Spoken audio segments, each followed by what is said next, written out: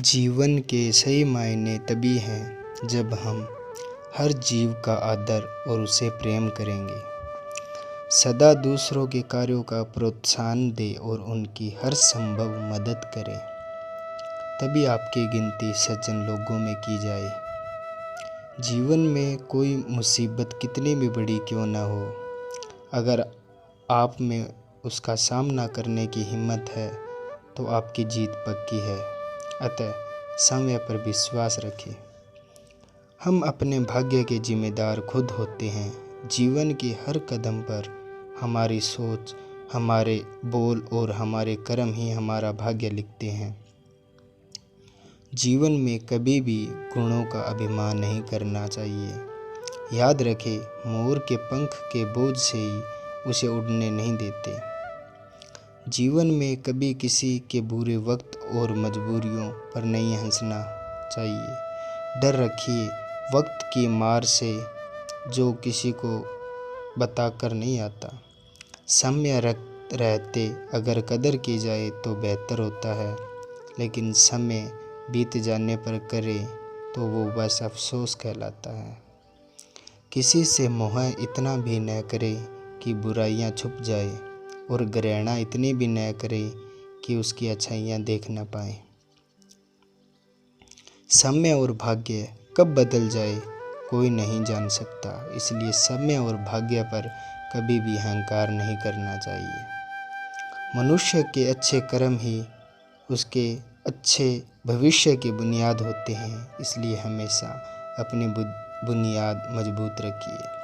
सफलता पाने के लिए सोच और कार्य में समानता रखनी चाहिए। जो कुछ सोचे उसे निश्चित समय में पूरा जरूर करें। जीवन में आपकी संगत कैसी भी है, ये भी बहुत मायने रखता है। याद रखें कि अच्छी संगत के अच्छे विचार और बुरी संगत के बुरे विचार पैदा होते हैं। व्यक्ति का यह सोच लेना कि वो ही सही है और बाकी सब गलत, यही सोच उसके आने वाले पतन का कारण बनता है। हमारा काम सकारात्मक सोच और आत्मविश्वास के बिना सफल हो सकता है, ये कल्पना करना खुद को धोखा देने के समान है। हर इंसान के अंदर ईश्वर का अंश होता है, और जब हमारे अंदर ईश्वर समय मौजूद है तो हमें किसी भी परिस्थितियों से डरने की ज़रूरत नहीं है। इंसान अपने विचारों से निर्मित होता है। याद रखें, आप जैसा सोचते हैं वैसे बन जाते हैं। व्यक्ति को हमेशा अपने आप के लिए ही आशावादी रहना बहुत ज़रूरी है। इसके अलावा कुछ और होना खास मायने नहीं रखता। सफल व्यक्ति वही है जो अपने लिए हुए फैसले से दुनिया बदलने की ताकत रखते हैं। वही असफल व्यक्ति दुनिया के डर से अपने ही फैसले बदल देते हैं।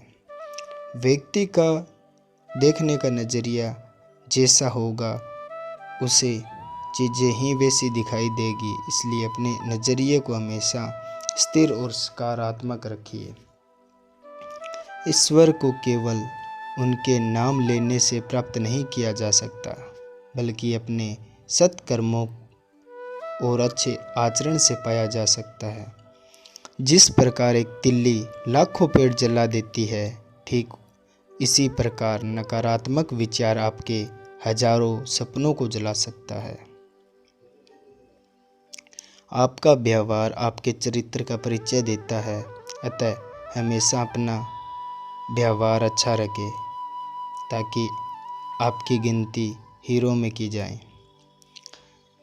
दूसरों के दुख में दुखी होने वाले और दूसरे की खुशी में खुश होने वाले मनुष्य प्रभु को हमेशा अत्यंत प्रिय होते हैं।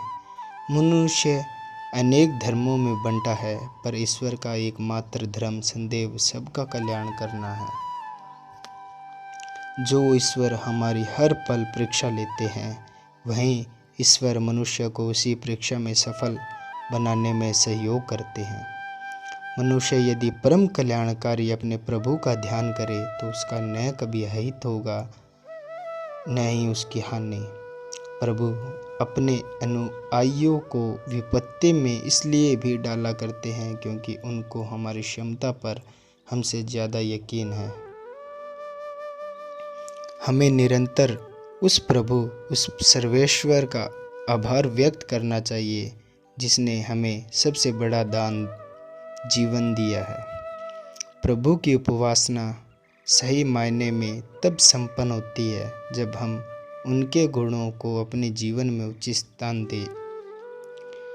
जो मनुष्य अपने जीवन में सत्य मार्ग चुनता है वो प्रभु के श्री चरणों में परम स्थान प्राप्त करता है।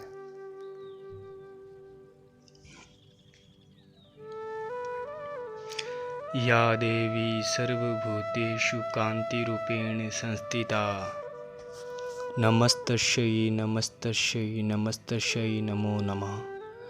माता दुर्गा देवी के इस प्रभावशाली श्लोक का अर्थ है कि जो देवी सभी प्राणियों में ऊर्जा और तेज के रूप में विराजमान है, सभी उन देवी को बारंबार नमस्कार करते हैं। उन माता को कोटि कोटि नमस्कार। संसार में जितनी भी वस्तुएं मौजूद है उनमें किसी न किसी प्रकार का तेज देखने को मिलता ही है, जिसे माता का अंश कहा जाता है।